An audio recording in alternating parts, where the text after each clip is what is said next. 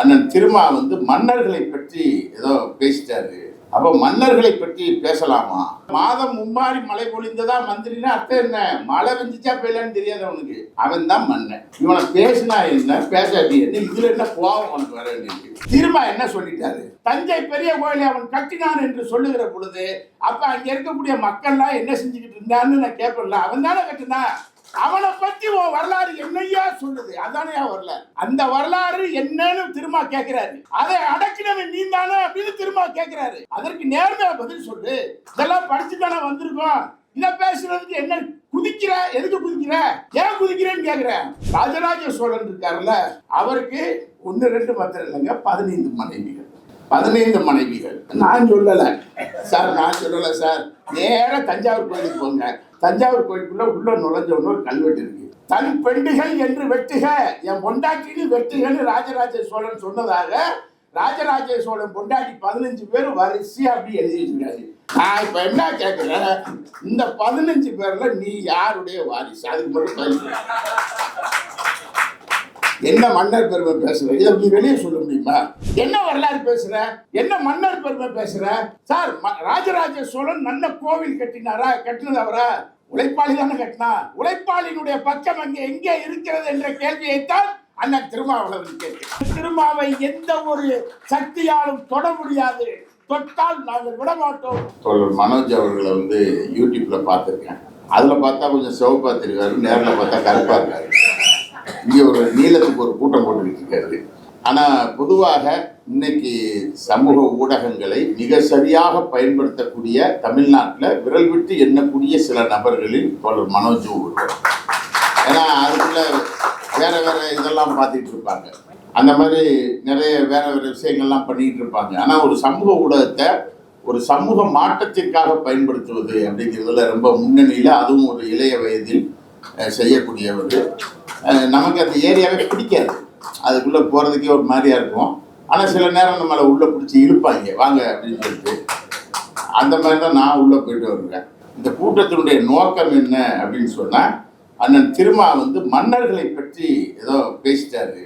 அப்போ மன்னர்களை பற்றி பேசலாமா அப்படின்னு சொல்லி ஒன்று. இப்போ எனக்கு முன்னால் பேசிய ஜீவசகாப்தன் சொன்னார், இடதுசாரி அப்படின்னாரு, வலதுசாரி அப்படின்னாரு. இதெல்லாம் என்ன சாரி அப்படிங்கிறது நம்ம கொஞ்சம் தெரிஞ்சுக்கிற வேண்டிய ஒரு அவசியம் இருக்குது. இப்போ அரசியல் களத்தில் இடதுசாரி வலதுசாரின்னு 2 வார்த்தை. இந்த வார்த்தையினுடைய உண்மையான அர்த்தம் என்ன அப்படின்னு சொன்னால் வேற ஒன்றும் இல்லை. அந்த காலத்தில் மன்னர்கள் ஆட்சி செய்யும் போது, மன்னர் ஆட்சி நடைபெற்ற காலத்தில் பிரெஞ்சில் அப்போ மன்னர்களில் என்ன செய்வாங்கன்னா, இந்த மந்திரிகள்லாம் சுற்றி உட்காந்துருப்பாங்க. உட்காந்துட்டு, மன்னா உன்னை மாதிரி ஆளினால் அழகராசா உலகத்தில் இல்லை, உன்னை மாதிரி இப்போ பஞ்சு அடிக்கிற ஆள் கிடையாது அப்படின்னு சொல்லி புகழ் பாடுவாங்க. அப்புறம் அவங்க கொஞ்சம் அமல் கொடுப்பாங்க, இவங்க வாங்கி தின்னுட்டு எரிச்சு போயிடுவாங்க. இதுதான் இந்த மந்திரிகள் பண்ணக்கூடிய வேலை. உடனே மன்னன் என்ன திரும்ப கேட்பான் அப்படின்னு சொன்னா, மாதம் மும்மாரி மழை பொழிந்ததா மந்திரி அப்படிமா. அப்படின்னா பயவுள்ள என்ன தெரியுமா? மழை வெஞ்சிச்சா பெய்யலையான்னு தெரியாம அந்தரங்கத்துல என்ன செஞ்சு கிடக்கான், படுத்து கிடக்கான்னு அர்த்தம். அதான் மன்னன். அதாவது என்ன நமக்கே தெரியும்ல, மாதம் மும்மாரி மழை பொழிந்ததா மந்திரினா அர்த்தம் என்ன? மழை வெஞ்சிச்சா பெய்யலன்னு தெரியாது அவனுக்கு. அவன் தான் மன்னன். இவனை பேசினா என்ன பேசாட்டி என்ன? இதுல என்ன கோபம் அவனுக்கு வர வேண்டியிருக்கு? ஒண்ணு.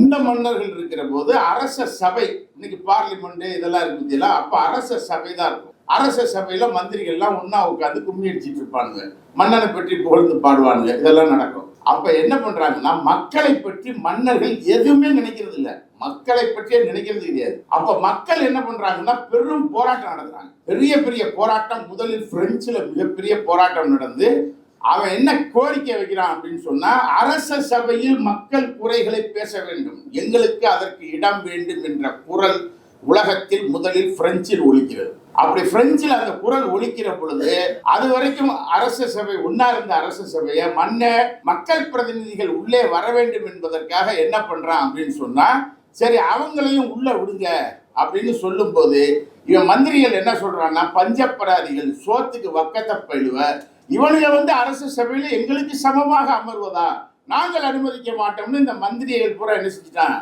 இந்த ஈர வெங்காயம் பூரா கத்த ஆரம்பிச்சான். கத்த ஆரம்பிச்ச உடனே ஒரு பக்கம் மக்கள் போராட்டம், இன்னொரு பக்கம் மந்திரிகள் ஒரு பக்கம். மன்ன என்ன பண்ணான்னா, எப்பா அவனும் நீங்களும் சமமா இல்லப்பா. அதனால சபையை என்ன செய்யறோம்னா ரெண்டா பிரிக்கிறோம். மன்னனுக்கு ஆதரவாக பேசுபவர்கள் வலது பக்கம் அமருங்கள், மக்களுக்கு ஆதரவாக பேசுபவர்கள் இடது பக்கம் அமருங்கள் என்றால் அதுதான் வலதுசாரி, அதுதான் இடதுசாரி. வலது சார்பு, இடது சார்பு. வலது என்றால் புரிஞ்சுக்கங்க, மன்னனுக்கு ஆதரவாக அதிகாரத்தில் இருப்பவனுக்கு ஆதரவாக பேசுவது. மக்களுக்கு ஆதரவாக பேசுபவர்கள் அப்படின்னு யாருன்னா அவர்கள் இடதுசாரிகள். அந்த இடதுசாரிகளில் தமிழ்நாட்டில் மிக மூத்த இடதுசாரியாக இன்றைக்கு வளர்ந்து கொண்டிருக்கக்கூடியவர் அண்ணன் திருமான் என்பதை நான் மிகவும் பணிவன்போடு சொல்லிவிடுகிறேன். ஏன் இடதுசாரி அப்படிங்கிறத சொல்றேன்னா, இடதுசாரிக்கு என்று ஒரு அரசியல் இருக்கு. இப்ப இடதுசாரியிலே இடதுசாரி தீவிரவாதம் அப்படின்னு ஒண்ணு இருக்கும், இடது சார்புன்னு ஒண்ணு இருக்கும். அதுக்கெல்லாம் என்ன விளக்கம் தனியா ஒண்ணும் இல்ல. தாசில்தார் தப்பு பண்ணிட்டாரா, தப்புக்கு எதிராக மக்களை திரட்டி போராடுங்க அப்படின்னு சொன்னா அது இடது சார்பு. தாசில்தாரை போட்டுருங்க அப்படிங்கிறது இடது சார்பு தீவிரவாதம். அவ்வளவுதான், வித்தியாசம் தான்.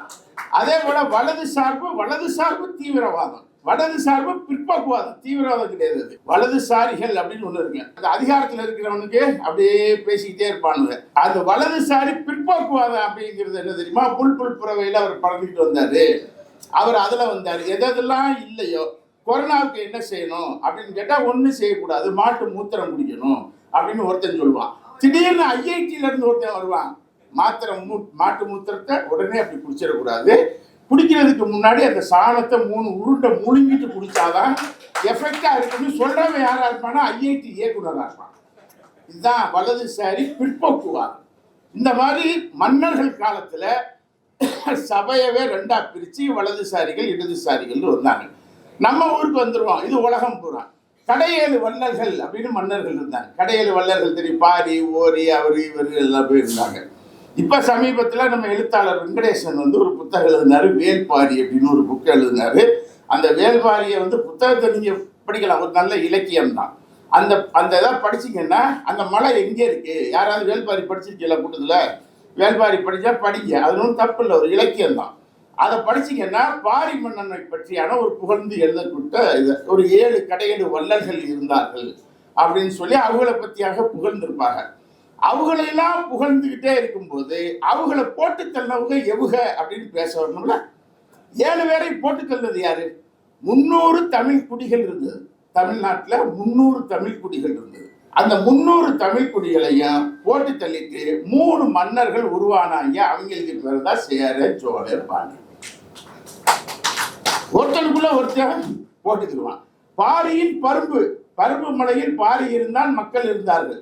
இங்க இருந்து போய் படைகள் என்ன செஞ்சான், இந்த மன்னர்கள் படைகள் போய் அவனை அடிச்சான், காலி பண்ணான். பாரியில் இருந்த பரம்புகள்லாம் இப்போது எங்க ஓடி போயிட்டான், மலையில இருந்து தப்பிச்சு ஓடிட்டான், அடிச்சு அடி தாங்க முடியாம. சரி, ஓடினவன் எங்க இருக்கான் அப்படின்னா, நான் ஒரு வரலாற்று ஆய்வாளனாக, நான் ஒரு வரலாற்று நான் வரலாற்றை ஆய்வு செய்யக்கூடியவர் என்ற முறையில் இப்ப வைகை நதிகாசம்னு ஒரு புக் எழுதியிருக்கேன். காவிரியை பற்றி எழுதுனேன், திருப்பரங்குன்றத்தை எழுதுனேன், அதெல்லாம் படம் சொல்றேன். வைகை நதிகாசம்னு ஒரு புக் எழுதுறேன். அப்புறம் தான் பார்த்தா பரம்புல இருந்து அடிபட்டு ஓடினவங்க எல்லாம் குடியேறிய ஊர் தான் பரமக்குடின்னு ஒரு ஊராக உட்கார்ந்து இருக்கு. அவனுடைய தொன்மம் அங்க இருக்குங்கிறத இப்பதான் எடுத்து படிச்சு பார்த்துக்கிட்டு இருக்கேன். எல்லா டாக்குமெண்ட்டும் எடுத்துட்டேன். பரமக்குடிக்கு ஊருக்கு என்ன வரலாறுனா, பரம்புல இருந்து அடிச்சு ஓடினவங்க குடியிருந்த இடம் அது. இல்லையே, இப்பதான் முதல்ல இங்க நான் சொல்றேன், இந்த கூட்டத்தில் தான் நான் முதல்ல சொல்றேன். ஆனா பரமன்குடி அப்படின்றாங்க திடீர்னு, அதை நம்பாதீங்க சாரி, அது கிடையாது. ஏன்னா இங்க ராஜா அண்ணாமலைபுரம்னு ஒரு இடம் இருக்கு, அந்த ஊரை ஆரியபுரம் அப்படின்னு மாத்தினாங்க. ராஜா அண்ணாமலைன்னு இங்கிலீஷ்ல ஆரியபுரம்னாங்க. ஏடிஎம்கே பிரிவில் ஆரியபுரம் அப்படின்னு மாத்தினாங்க ஒரு போர்டை. நான் தான் கத்தின சன் டிவில, அப்புறம் என்ன திராவிடபுரம்னு பக்கத்துல இருக்காது, ஆரியபுரம்னு மாத்தாதான் ராஜா அண்ணாமலைபுரம் அப்படின்னு சொன்னதுக்கு பின்னாடி தான் எடப்பாடி காதுல விழுந்து, அதுக்கு முன்னாடி அது போர்டே மாத்தினாங்க, மறந்துடாதீங்க. இப்பயும் பாத்தீங்கன்னா ராஜா அண்ணாமலைபுரம்னு எழுதியிருக்க மாட்டான், ஆரியபுரம் தான் எழுதி வச்சிருப்பாங்க. இந்த மாதிரி இந்த திருவிழா வேலை இருக்குல்ல, இதெல்லாம் ரொம்ப பண்ணுவானுங்க. இந்த மாதிரியான இந்த குரூப் இப்ப இந்த 300 குழுக்களை அடிச்சவன் எந்த மன்னன்? அவர்கள் தானே சேர, சோழ, பாண்டியர்கள். இவன் 3 பேருக்குள்ள என்ன செஞ்சுக்கிடுவாங்க, அடிச்சுக்கிடுவாங்க. திரும்ப என்ன சொல்லிட்டாரு, என்ன சொன்னாரு, அந்த மன்னர்கள் சார் ஒரே ஒண்ணுதான் சார், மன்னன்னா என்ன சார் அர்த்தம்? எந்த மதம் மன்னன்னு இருக்கட்டும், மன்னன்னா என்ன அர்த்தம்? மக்களை அடக்கியவன் அர்த்தம், அவ்வளவுதானே மேட்ரு. மக்களை அடக்கியவன், அவ்வளவுதான். மக்களுக்கான பக்கம் மன்னன் ஆட்சியில் எங்கே இருக்கு? இந்த கேள்வியை கேட்கணுமா வேண்டாமா? நான் வரலாறு படிக்கிற பொழுதெல்லாம் அக்பர் மரம் வெட்டினார், குளம் வெட்டினார், குட்டையை வெட்டினார் அப்படின்னு சொல்லும் போது, இல்ல வேற ஒரு மண்ணை அதை செஞ்சான் அப்படின்னு சொல்லும் போது, தஞ்சை பெரிய கோயிலை அவன் கட்டினான் என்று சொல்லுகிற பொழுது, அப்ப அங்க இருக்கக்கூடிய மக்கள்லாம் என்ன செஞ்சுக்கிட்டு இருந்தான்னு நான் கேட்பல. அவன் தானே கட்டினான். அவனை பத்தி வரலாறு என்னையா சொல்லுது? அதானே வரலாறு. அந்த வரலாறு என்னன்னு திரும்ப கேட்கிறாரு. அதை அடக்கினவன் நீ தானே அப்படின்னு திரும்ப கேட்கிறாரு. அதற்கு நேர்மையா பதில் சொல்லு. சிற்றரசன்னா யாரு? சின்ன ரவுடிகளை வச்சு அடக்கினவன் சிற்றரசன். பேரரசன்னா யாரு? பெரிய ரவுடிகளை வச்சு கூட்டத்தை வச்சு அடக்கினவன் பேரரசன். இது என்ன பெரிய வெங்காய விளக்க வேண்டி கிடக்கு? இதெல்லாம் படிச்சு தானே வந்திருக்கோம். இதை பேசுறதுக்கு என்ன குதிக்கிற? எதுக்கு குதிக்கிற? ஏன் குதிக்கிறேன்னு கேக்குறேன். சார், மன்னர்களை போட்டு பதம் பார்க்கணும் சார். மன்னர்களை ரெண்டே விஷயத்துக்காக சார் மக்கள் நினைக்கிறாங்க. சார், மன்னர்களை ரெண்டே விஷயத்துக்காக மக்கள் நினைவு கூறுறாங்க, அரசு நினைவு கூர்ந்து மறந்துடாதீங்க. ரெண்டே விஷயம் தான்.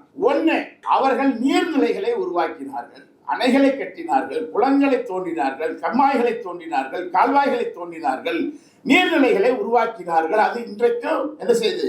பயன்படுது. ஆனா அது கூட அவர்கள் மக்களுக்காக செய்யவில்லை. அதை மறந்துடக்கூடாது. ஏன்னா நீர்நிலைகளை உருவாக்கினால்தான் விவசாயம் வந்தாதான் அவர்களுக்கு என்ன செய்ய? அரசாங்கம் ஓடும். அவங்களுக்காகவே அவங்க நோண்டிக்கிட்டாங்க. அதை நம்ம யூஸ் பண்ணிக்கணும். அவ்வளவுதான் மேட்ரு. சரி, ரெண்டு, கலை பொக்கிஷம். கோவில் என்பது கலை பொக்கிஷம். அந்த கலை பொக்கிஷத்தை உருவாக்கினார்கள் மன்னர்கள் அப்படிங்கிற அடிப்படையில் நினைவு கூறப்படுகிறார்கள். கரெக்டா? இந்த ரெண்டு தான் சார். வேற என்ன? இப்ப என்ன சொல்லிட்டாரு? மன்னன்னா என்ன? ஒரு இலக்கணம் இருக்கு, சொல்லட்டுமா? மன்னன்னா அதிகாரம், மன்னன்னா பேராசை, மன்னன்னா சூழ்ச்சி, மன்னன்னா வஞ்சகம், மன்னன்னா சதி, மன்னன்னா கொலைகள் செய்வது, மன்னன்னா மது, மன்னன்னா மாது, மன்னன்னா சூது. வேற என்ன இருக்கு மன்னன்னா? இதை தாண்டி ஒரு மன்னன் ஒண்ணு செஞ்சாலும் மற்ற சொல்லு பாபு. சார், உலக வரலாறுல நான் கேட்கிறேன். சேர சோழ பாண்டியன்ல விட்டுருக்க. தஞ்சாவூர்காரனுக்கு மதுரைக்காரனுக்கு சண்டை, அவ்வளவுதான் மேட்ரு. பொன்னியின் செல்வன் வேற என்ன? தஞ்சாவூர்காரனுக்கு மதுரைக்காரனுக்கு சண்டை. அதை தாண்டி அதுக்குள்ள என்ன இருக்கு? அவ்வளவுதானே. இதை என்ன பெருசா ஊங்குற? என்ன பேசுற? இப்ப யார்கிட்ட கேட்பாங்க, நீ என்ன சாதின்னு கேட்பாங்க. நான் சோழ சாதின்னு அழகா சொல்லுவேன். சோழ சாதினா என்ன சாதின்னு கேட்பாங்க. எனக்கும் தெரியாது யாரு என்ன சாதின்னு. நீங்க யாரு கேட்டாலும் சொல்லியிருக்கேன், நாங்க சோழ சாதின்னு சொல்லிட்டு பேசாம போங்க. ஏன் அதை சொல்றேன்னு சொன்னா, ராஜராஜ சோழன் இருக்காருல்ல, மகா கணம் பொருந்திய ராஜராஜ சோழன். அவருக்கு 1 2 மாத்திரம் இல்லைங்க, 15 மனைவிகள். 15 மனைவிகள். பேர் சொல்லணுமா? முதல் மனைவி உலக மகாதேவி, 2வது மனைவி சோழ மகாதேவி, 3வது மனைவி அபிமான வள்ளி மகாதேவி, 4வது மனைவி திரைநோகிய மகாதேவி, 5வது மகாதேவி பஞ்சவன் மகாதேவி, 6 பிருத்வி மகாதேவி, 7 லாட மகாதேவி, 8 மீனவன் மகாதேவி, 9 திருப்போண மகாதேவி, 10 வில்லவன் மகாதேவி, 11 வீர நாராயணி மகாதேவி, 12 நத்தன் தில்லை அழகி மகாதேவி. எப்படி இதெல்லாம் முடியும் தெரியல. சரி, 13 காடன் தொங்கி மகாதேவி, உன்னாலே முடியல. 14 Pon Pichi Mahadevi, 15 notice point your honour Thaila Mahadevi. நான் சொல்லல சார். நேர தஞ்சாவூர் கோயிலுக்கு போங்க. தஞ்சாவூர் கோயிலுக்குள்ள உள்ள நுழைஞ்ச ஒரு கல்வெட்டு இருக்கு. தன் பெண்டுகள் என்று வெட்டுக, என் பொண்டாட்டின்னு வெட்டுகன்னு ராஜராஜ சோழன் சொன்னதாக ராஜராஜ சோழன் பொண்டாட்டி 15 பேர் வரிசையா அப்படி எழுதி வச்சிருக்காரு. கோயிலுக்கு நன்கொடை கொடுத்தவங்க பேர் இருக்கும்ல. நான் இப்ப என்ன கேட்கிறேன், இந்த 15 பேர்ல நீ யாருடைய வாரிசு? அதுக்கு மட்டும் என்ன மன்னர் பெருமை பேசுற? இதை நீ வெளியே சொல்ல முடியுமா? அப்பா யாருன்னு யாருக்கா தெரியுமா? அம்மா சொன்னா கேட்டுக்கணும். அதை போய் ஆராய்ச்சி பண்ணக்கூடாது. அம்மா யாரையாவது கூப்பிட்டு வந்து ஒப்பேன்னு சொன்னா அதோட வணக்கம் நன்றின்னு எதிர்த்து போயிட்டே இருக்கணும். 15 பேர்கிட்ட போய் கேளு, நீ யாருன்னு போய். என்ன வரலாறு பேசுற? என்ன மன்னர் பெருமை பேசுற? சார், ராஜராஜ சோழன் நல்ல கோவில் கட்டினாரா? கட்டினது அவரா? உழைப்பாளி தானே கட்டினா. உழைப்பாளியினுடைய பக்கம் அங்கே எங்கே இருக்கிறது என்ற கேள்வியைத்தான் அண்ணன் திருமாவளவன் கேட்கிறேன். வேற ஒன்றும் கேட்கல. கோயில் கலை பொக்கிஷம் சார். கோயில் 2 விஷயம் தான் சார். ஒன்று வழிபாடு சார்ந்தது, இன்னொன்று வரலாறு சார்ந்தது. நான் கோயிலை வரலாறா பார்ப்பேன். நான் அந்த கோயிலை பார்த்தேன்னா நான் கோயிலுக்குள்ள போவேன். எல்லாரும் கும்பிட்டுட்டாங்கன்னா நானும் போவேன், உள்ள போவேன். ஒருத்தர் கும்பிட்டாருன்னா அவர் விபூதி பூசினா நானும் பூசிக்கிடுவேன், அவரை மதிப்பேன். அதெல்லாம் வேற. ஆனா நான் ஒரு கோவிலை கலை பொக்கிஷமாகத்தான் நான் பார்ப்பேன். இன்னொருத்தர் அதை வழிபாடா பார்ப்பார். தப்பு இல்லை, வழிபட்டு கொள்ளலாம். ஆனா அதை வைத்துக் கொண்டு என் மன்னன் பெரியவன், உன் மன்னன் பெரியவன், சோத்துக்குள்ள எம்பிசி சர்டிபிகேட் கிடைக்கிற நீ எல்லாத்துக்கும் போட்டு பேசிக்கிட்டு இருக்க. தாசில்தார் ஆபீஸ்ல போய்கிட்டு பிசி கூட எம்பிசி கூட ஐயா ஓசின்னு மட்டும் கொடுத்துறாத, என் புள்ள தெருவில் பிச்சை எடுக்கும் அப்படின்னு போயிட்டு சர்டிபிகேட் வாங்கி நிற்கிறவனுக்கு என்ன ஆண்ட பரம்பரை தேவை இருக்குன்னு நான் கேட்கிறேன். இதைத்தானே அவர் கேட்கிறாரு, இதைத்தானே அவர் கேட்கிறாரு. இதுல என்ன தப்பு இருக்குன்னு கேட்கிறேன். மன்னர்கள் யாராவது உங்களை வாழ வச்சானா? சரி, மன்னர்கள் அன்னைக்கு என்ன செஞ்சா? சரி, அவன் ஜாதிக்கார பிள்ளைகளை ரொம்ப கஷ்டப்பட்ட பிள்ளைகளை கட்டி கொடுத்தானா? கட்டி கொடுத்த வரலாறு இருக்கா? குடவோலை முறை தெரியுமா உங்களுக்கு? ஒழுங்கா ஆரம்பிச்சிருவாங்க. எல்லா ஈரவங்காயமும் தெரியும். குடவோலை முறை தெரியுமா? ஜனநாயகம் பூத்து குலுங்கியது தெரியுமா? உத்தரமேரூர் கல்வெட்டு தெரியுமா? தெரியும். எவனுக்கு இருந்துச்சு ஓட்டு? குடவோலை முறையில் நிலம் எவன் வச்சிருக்கிறானோ அவனுக்கு தான் ஓட்டு, மறந்துடக்கூடாது. அந்த நிலம் யார்கிட்ட இருந்துச்சு? இருந்த நிலத்தை புடுங்கி வச்சுக்கிட்டு இவனுக்கு ஓட்டான், நிலத்தை பறி கொடுத்தவனுக்கு ஓட்டு கிடையாது. அதான் ஜனநாயகம். குடவோலை முறை அதானே சொல்லுது. இந்த காவிரி நீரோன்னு 1000 பக்கத்துக்கு புக் எழுதி வச்சிருக்கேன். காவிரி நதியை ஒட்டு மொத்தமாக ஆராய்ச்சி பண்ணி அதில் ஃபுல்லாக அதைத்தான் எழுதி வச்சிருக்கேன். அதைத்தான் அவர் பேசுகிறார். சார், அவரை பற்றி நிறைய பேச வேண்டியிருக்கு, நான் வந்துடுறேன், டைம் ஆகிடும். இப்போ இந்த சூழல்ல இப்போ என்ன சொல்கிறாங்க? மதுரையில் ஒரு மன்னன், அங்கே மன்னன் தான், மன்ன வரதான். சார், ஒன்று நம்ம நல்லா யோசிப்பாருங்க, எல்லாரும் பெரிய ஆளுகள்லாம் உட்காந்துருக்கீங்க. இந்து மன்னனை முஸ்லீம் மன்னன் கொண்டு விட்டான், கரெக்டா? அதுக்காக யாராவது இந்துக்கள் திரண்டு கலவரம் நடத்திய வரலாறு ஏதாவது பதிஞ்சிருக்கா?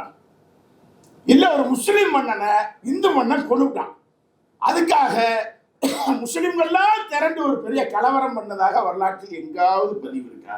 எங்கேயுமே கிடையாது சார்.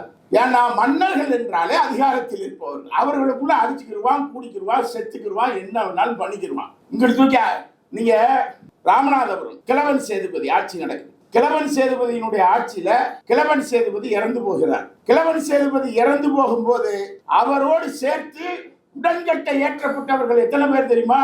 48 பேர். 48 பேர் என்ன செஞ்சாங்க? உடன்கட்டையில தூக்கி போடுறாங்க, தீயில தூக்கி போடுறாங்க. தொண்டைமான், புதுக்கோட்டை தொண்டைமானுடைய அரசனுடைய தங்கை, அவள் அதில் ஒரு ஆளு. 48 பேர்ல ஒரு அம்மா. அந்த ஆளு வர்றார். யாரு? புதுக்கோட்டை தொண்டைமான் வாரான். தங்கையை உடன்கட்டை ஏற்ற போகிறார்கள். எதுக்காக வரானா? காப்பாற்ற வரல, போட்ட நகைகளை வாங்கிட்டு போக வந்து. ரெக்கார்டு சார், டாக்குமெண்ட் தான் மன்னர் ஆட்சி. ஒரு மன்னன் இறக்கும் போது, இது கிழவன் சேதுபதி பத்திரம் அல்ல, தமிழ்நாட்டில் நான் ஏராளமான வரலாறு என்னால் சொல்ல முடியும். இதை பதிவு செய்திருக்கிறார்கள் டாக்குமெண்ட். ஆளை தூக்கி உள்ள போட்டாச்சா? உலகமாக தேவியா போட்டாச்சு. கத்துனாலா? இல்லை, கத்தலை. சைலண்டா தான் செத்தாலா? Yes, right. நம்பர் செகண்ட், 48 பேரை ஒருவன் இறக்கும் போது, ஒரு மன்னன் இறக்கும் போது தீயில் தூக்கி போடுகிறார்கள் என்று சொன்னால் யோசிச்சு பாருங்க என்ன நடந்திருக்கும் சொல்லி. இதெல்லாம் வரலாறு. ஆனால் அதே நேரத்தில் அவர்கள் இன்னொரு பக்கம், முத்துராமலிங்க சேதுபதி கேள்விப்பட்டிருக்கீங்களா? ஜென் ஜார்ஜ் கோட்டை தெரியும். ஜென் ஜார்ஜ் கோட்டையில் வெள்ளையனுக்கு வரி கட்ட மாட்டேன் என்று சொல்லி இரவும் பகலும் தெரியாமல் 16 ஆண்டு காலங்கள் தனிமை சிறையிலிருந்து செத்து போனவன் முத்துராமலிங்க சேதுபதி. மறந்துறாரு, அவனும் ஒரு மன்னன் தான். 16 வருஷம் ஜென் ஜார்ஜ் கோட்டைக்குள்ள, ஜெயிலுக்குள்ளேயே இரவுக்கும் பகலுக்கும் வித்தியாசம் தெரியாமல் செத்து போன முத்துராமலிங்க சேதுபதியும் உண்டு. கிழவன் சேதுபதி இறக்கும் போது 48 பேர் செத்ததும் உண்டு. வரலாறு பல வகையாக பயணிக்கும், பதிவு செய்திருக்கும். இப்ப என்ன பிரச்சனை?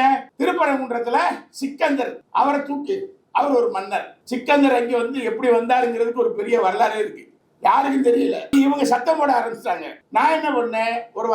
நான் ஒரு வரலாறை படிக்கிறவன், வரலாறை ஆய்வு செய்யக்கூடியவன். நான் அதுல வந்து எழுத ஆரம்பிச்சேன். சிக்கந்தர் யார், சிக்கந்தர் எப்படி வந்தார் அப்படின்னா அதுக்குள்ள பெரிய கதை இருக்கு சார். நீங்க இந்த அதாவது வரி நிறைய எழுதலாம். ஒரே ஒரு வரி சொல்றேன். ஒரு 200 பேர் வந்திருக்காங்க. எங்க இருந்து? சவுதியில இருந்து சமய பிரச்சாரம் பண்ண வந்த ஒரு குழு பாண்டிய மன்னனை வீழ்த்தி அரண்மனையை கைப்பற்ற முடியுமா அப்படின்னா அன்னைக்கு இருந்த சமூக நிலைமை என்ன அப்படின்னு சொன்னா வேற ஒண்ணுமே இல்ல. சங்ககால பாண்டியர்களிடம் இருந்த அவர்கள் கலப்புரர்கள் ஆட்சி நடக்கும் போது, சங்ககால பாண்டியர்கள் காலத்திலே இவங்க வந்துடுறாங்க. யாரு? பார்ப்பனர்கள் உள்ள வந்துடுறாங்க, ஆரியர்கள் உள்ள வந்துடுறாங்க. வந்து பிரமதைய நிலங்களாக அன்னைக்கு என்ன நில அமைப்பு? ஒரு நதி ஓடும், அந்த நதியை ஒட்டி அப்படியே இருக்கிற நிலங்களை புறத்தையும் சரி பண்ணுவாங்க. சரி பண்ணி அதை என்ன செய்வாங்க? நிலத்துக்கு விவசாயத்துக்கு ஏற்றதான் மாற்றி ஒரு 500 மக்கள், உழைப்பாளி மக்களை செஞ்சு வச்சிருப்பாங்க. இவன் மண்ணை என்ன பண்றான்? பிரமதைய நிலமாக கொடுக்கறதுனா நிலத்தை மட்டும் கொடுக்கறது இல்லை, மறந்துடாதீங்க. அந்த 500 பேரையும் அடிமையாக சேர்த்து கொடுக்கும். அதான் பிரமதேயம். அப்படி சங்ககால பாண்டியர்கள் கொடுக்கிற பொழுது கலப்பிரர்களுடைய ஆட்சி ஒரு 300 ஆண்டு காலங்கள் நடக்கிறது. அவன் வந்த பார்ப்பனர்கள் முழுவதையும் வச்சு செய்ன்னு செய்யறான். கலப்பிரர்கள் யார்? அவர்கள் யார்? அவர்கள் வரலாறு என்ன? அவர்கள் கன்னடத்தில் இருந்து வந்தார்கள் அப்படின்னு ஒரு கதை சொல்லிக்கிட்டே இருப்பானுங்க. இல்ல நான் 28 கல்வெட்டு ஆய்வாளர்கள் 50 கேள்வி கேட்டு வச்சிருக்கேன். கலப்பிரர்கள் யார்? நீ கன்னடர்னு ஏன் அழுத்தி சொல்ற? அப்பனா இங்க இருந்த விஜயநகர பேரரசு யார்? விஜயநகர பேரரசுன்னு சொல்ல தெரியுதுல, அவனை ஏன் நீ கன்னடர்னு சொல்ல தெரியல? அவனை ஏன் தெலுங்கர்னு சொல்ல தெரியல? ராஷ்டிரகூட பேரரசுன்னு ஏன் சொல்ல தெரியல? அப்ப வரலாறு அவன் தேவைக்காக சொல்றான். கலப்பிரர்கள் பார்ப்பனர்களிடம் இருந்த நிலங்களை பறித்து மக்களுக்கு கொடுத்தாங்க. அப்படி கொடுத்ததுக்கு என்ன ஆதாரம் அப்படின்னு நீங்க கேட்பீங்க. அதான் இருண்ட காலமாச்சு. அவங்க இருண்ட காலம்னு சொல்லிட்டாலே போதும். அவங்க கருப்பான ஆளுன்னு சொல்லிட்டான்னாலே அவன் நல்லவன் தான். சிவப்பு அப்படின்னு அவன் ஒரு ஆளை சொல்லிட்டான்னா விளக்கம் கட்டைன்னு அர்த்தம். அவ்வளவு முடிஞ்சிச்சு. அது இருண்ட காலம். என்ன இருண்ட காலம்? அது என்ன இருண்ட காலம் அப்படின்னு உள்ள போய் பார்த்தோம்னா கலப்பிரர் ஆட்சி இருண்ட காலம்னு ஏன் சொல்றான்? குப்தர்கள் காலம் என்ன காலம்? பொற்காலம். அடங்கப்பா, குப்தர்கள் காலம் பொற்காலம், கலப்பிரர் காலம் இருண்ட காலம். குப்தர்கள் காலம் ஏன் பொற்காலம்? பார்ப்பனரால் நடத்தப்பட்ட முதல் ஆட்சி, எனவே அது பொற்காலம். தான் வரலாறு இப்படிதான் சொல்லிக் கொடுப்பான். அப்ப கலப்பிரர்களை வீழ்த்தப்பட்டதுக்கு பின்னாடி பாண்டியர்கள் வேள்விக்குடி செப்பேடுன்னு ஒரு செப்பேடு இருக்கு. இதை மட்டும் நான் சொல்லி முடிச்சிடுறேன். வேள்விக்குடின்னு ஒரு செப்பேடு இருக்கு. அந்த செப்பேட்டை இந்த புத்தகத்துல பதிஞ்சிருக்கேன். அதுல என்ன சொல்றான்னு தெரியுமா? சங்ககால ஒரு ஐயர் பேசுறான். அவன் சொல்றான், அந்த செப்பேடு எங்க இருக்கு தெரியுமா? லண்டன்ல இருக்கு. அதுல இருக்கிற டாக்குமெண்ட் இதுல பதிஞ்சிருக்கேன். அவன் சொல்றான், சங்க காலத்துல இருந்தவங்க தாத்தா நிலத்தை பூரா என்கிட்ட கொடுத்தாரு. கலப்பிரர்கள் என்ற கொடியவர்கள் வந்தார்கள். நிலத்தை எல்லாம் என்ன செஞ்சிட்டாங்க? திரும்ப எடுத்துக்கிட்டாங்க. எனவே மன்னா நீ எங்களுக்கு நிலத்தை கொடு அப்படின்னு ஒரு பார்ப்பனர் கேட்கிறாரு. அதான் வேள்விக்குடி செப்பேடு. அந்த செப்பேடின் அடிப்படையில் இவங்க நிலத்தை கொடுக்காங்க. மக்கள் பாண்டியர்கள் மேல கோவப்படுறாங்க. கோவப்பட்ட நேரத்துல சிக்கந்தர் வரார். சோழர்கள் போய் மதுரையை அடிச்சிடலாம். 1185 அவர் வந்த காலம். வந்து இறங்குறாங்க. சமய பிரச்சாரம் நடக்குது. அரபு வணிக குழுக்கள் இருக்காங்க. இதெல்லாம் ஒரு பெரிய வரலாறு இருக்கு அதுக்குள்ள. இந்த வரலாறுகள்லாம் சேர்ந்துதான் சமூகம் அன்றைக்கு பாண்டியர்களுக்கு எதிராக இருந்தது. எனவே ஒரு 250 பேர் கொண்ட குழு என்ன செய்யறாங்க?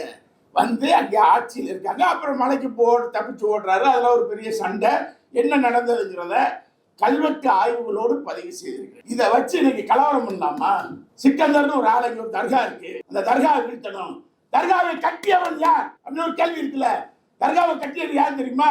குலசேகர பாண்டியன். அந்த மன்னன் தான் அந்த தர்காவை உருவாக்குறான். குலசேகர பாண்டியன் தான் உருவாக்குறான். சிக்கந்தா மலைன்னு முதல்ல யார் சொல்றா அப்படின்னு பார்த்தா போகர் என்ற சித்தர் தான் முதலில் என்ன செய்யறாரு? சிக்கந்தா மலைன்னு சொல்றாரு. முஸ்லிம்க்கு அதுக்கு சம்பந்தமே கிடையாது. அதை போய் நான் இடிக்க போறேன் அப்படின்னு சொன்னா, கலவரத்தை உருவாக்க போறேன்னு சொன்னா, வரலாற்று ஆய்வுகளின்படி இல்ல இன்னைக்கு இருக்கக்கூடிய டாக்குமெண்ட் அடிப்படையில 172 ஏக்கர் அந்த மலை சுத்தி மலை 172 ஏக்கரம் சர்வே நம்பர் 129 படி ஏஎஸ்ஐக்கு சொந்தமானது. ஆர்கியாலஜிக்கல் சர்வே ஆஃப் இந்தியாவுக்கு சொந்தமானது. சார் அங்க யாருமே வழிபட முடியாது. எல்லாரும் போங்க சாமி கும்பிட்டுக்கன்னு விட்டாங்க. அவ்வளவுதான். அங்க போய் நீங்க எதையும் ஏற்றவும் முடியாது, ஒன்னும் பண்ணவும் முடியாது. எல்லாருக்காலும் கையில இருக்கு. எந்த கோர்ட்டுக்கு போனாலும் நிற்கும். ஆனா இவர்கள் அரசியலுக்காக ஓட்டுக்காக செய்கிறார். மன்னர்கள் என்ற பெயரில் தூண்டி விடுகிறார். இந்த மன்னர் என்ற மண்ணாங்கட்டிகளை போட்டு உடைக்கணுமா வேண்டாமா?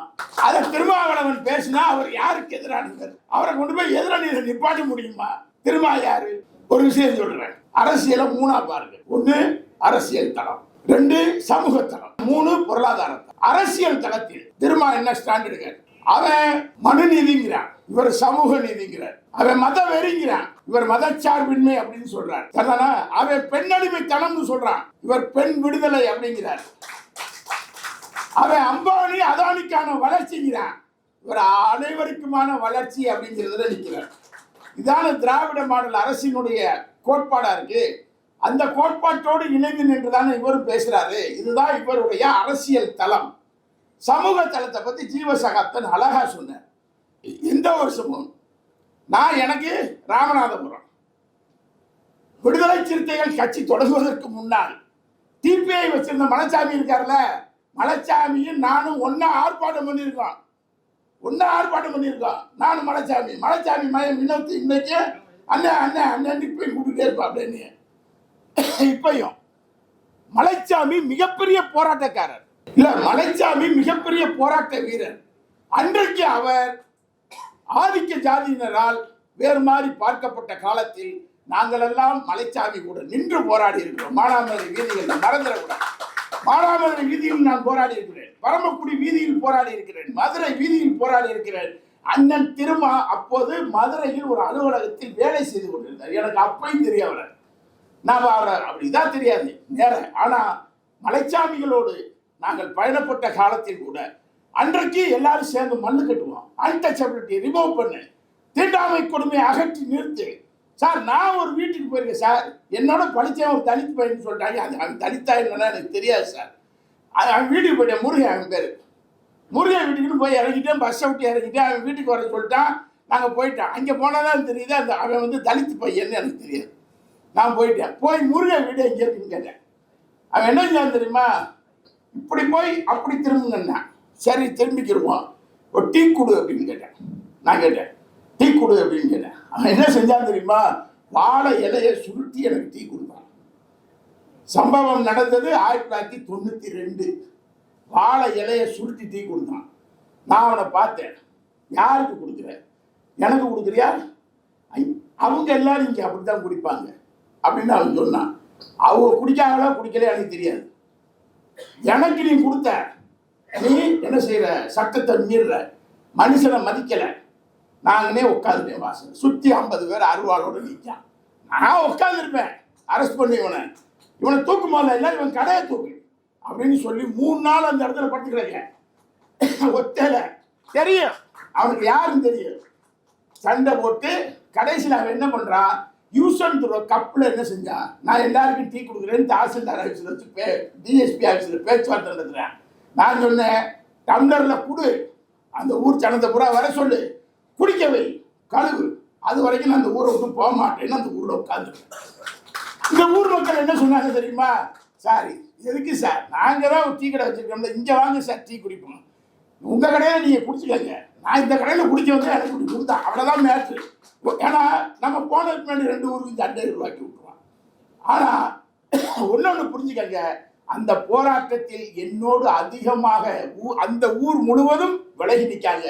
இந்த ஊர்ல இருக்கிற 50 இளைஞர்கள் என்னோடு சேர்ந்து நின்னாங்க, தப்பு அப்படின்னு சொல்லி. அதான், அதாவது அம்பேத்கர் சொல்லுவார், தீண்டாமை கொடுமையை எப்படி போக்குவது. தீண்டாமை என்ற ஒரு விஷயத்தை பிற்படுத்தப்பட்ட மக்களுக்கு அவர்களுக்கு உணர்த்துவதன் மூலமாக, அவர்களோடு மோதுவதன் மூலமாக அல்ல, அவர்களோடு உணர்த்துவதன் மூலமாக, அவர்களுக்கு புரிய வைப்பதன் மூலமாக, அவர்களை நம்மோடு இணைப்பதன் மூலமாகத்தான் தீண்டாமை கொடுமையை ஒழிக்க முடியும் என்று அம்பேத்கர் சொல்வார். நடமாடும் அம்பேத்கர் அண்ணன் திருமாவளவன் என்று நான் அழுத்தம் திருத்தமாக பதிவு செய்வேன். ஏன்னா அவரால் நினைச்சா ஒரு கலவரத்தை உருவாக்க முடியும், அவரால் நினைச்சா என்ன வேணாலும் செய்ய முடியும். ஆனால் ஒரு பெரிய கூட்டத்தை, ஒரு பெரிய மக்கள் திரளை அறிவுள்ளவர்களாக மாற்ற வேண்டும் என்ற ஒரு போராட்டத்தை நடத்தக்கூடியவர் அறிவாசான் அம்பேத்கர் என்று சொன்னால் நடமாடும் அறிவாசான் திருமாவளவன் என்று நான் ஓங்கிய சொல்வேன். அப்படிப்பட்ட ஒரு நல்ல ஒரு மனிதர், அரசியல் தளத்தில், சமூக தளத்தில், பொருளாதார தளத்தில் எல்லாரும் உயர்ந்து நிற்க வேண்டும் என்று போராடக்கூடிய சார், ஒரே ஒரு விஷயம் தான் சார், அந்த குணம் யாருக்கு வரும் தெரியுமா, இல்லை நல்லது செய்யணும், நல்லது செய்யணும்னு சொல்லிட்டே தெரிவாங்க தெரியுமா. யாராவது சில பேர் இவனுக்கு எப்படியாவது கெட்ட செஞ்சு சோழி முடிச்சிடணும்னு அலைவான், அதெல்லாம் விட்டுருங்க. நல்லது செய்யணும் அப்படின்னு நினைக்கக்கூடிய ஒரு சிந்தனை இருக்குல்ல, ஒரு ஒரு மனசு இருக்குல்ல, அந்த மனசு திருமாவளவன். ஒரு நல்லது செய்யணும், சமூகத்துக்கு நல்லது செய்யணும், அதுக்கு நல்லது செய்யணும், இவங்களுக்கு நல்லது செய்யணும், எவனுக்கும் தீங்கு செய்ய வேண்டும் என்று நினைக்காத ஒரு குணம் அண்ணன் திருமாவளவனுக்கு உரியது. எனவேதான் அவரால் அரசியல் பார்வை பார்க்க முடிகிறது, சமூக தளத்தில் இயங்க முடிகிறது, பொருளாதார தளத்தில் மக்களுக்காக இயங்க முடிகிறது. இந்த 3இன் மொத்த உருவமாக அவர் என்ன செய்கிறார், அரசியல் தளத்தில் செயல்படுகிறார். அவர் இந்த பகுதியில் பார்த்தா இன்றைக்கு அவர் நடமாடும் ஒரு பெரியார், நடமாடும் ஒரு அம்பேத்கர், தெளிவாக நாம் சொல்லலாம் நடமாடும் ஒரு மார்க்ஸ். அந்த அடிப்படையில் தான் அவரை நாம் பார்க்க முடியும். அண்ணன் திருமாவளவன் அவர்கள் ஏதோ ஜாதியில் அவர் கீழே, இவங்க வசந்தவங்க, என்ன ஒட்டகச்சி விங்கிக்கா பிறந்தியா, அதான் வசத்தியா இருக்கும்.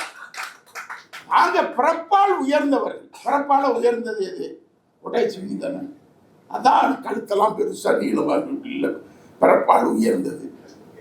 பிறப்பால் ரொம்ப நாங்க வலுவானவர்கள். யானையா மனுஷன் இல்லையா?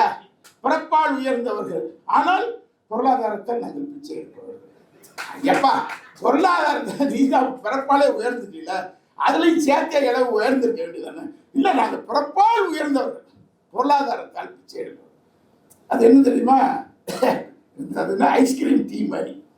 ஒன்று டீனா சூடா இருக்கணும், ஐஸ்கிரீமா கோல்டா இருக்கணும், ரெண்டுமா இருக்கணும். ஒன்று தட்டில் பிரியாணி இருக்கணும், இல்லாட்டா நாங்கள் இதையும் திம்போம், நாங்கள் அதையும் திம்போம் அப்படின்னா அது வேற. அப்படின்னு சொன்னா நாங்க சொல்றோம்யா, நாங்க பாதிக்கப்பட்டவங்க, சமூகத்துல உன்னால் பாதிக்கப்பட்டவங்க. எங்களுக்கு தலித்துன்னு ஒரு பேரை கொடுத்துருக்கீங்க. தலித்துனா என்ன?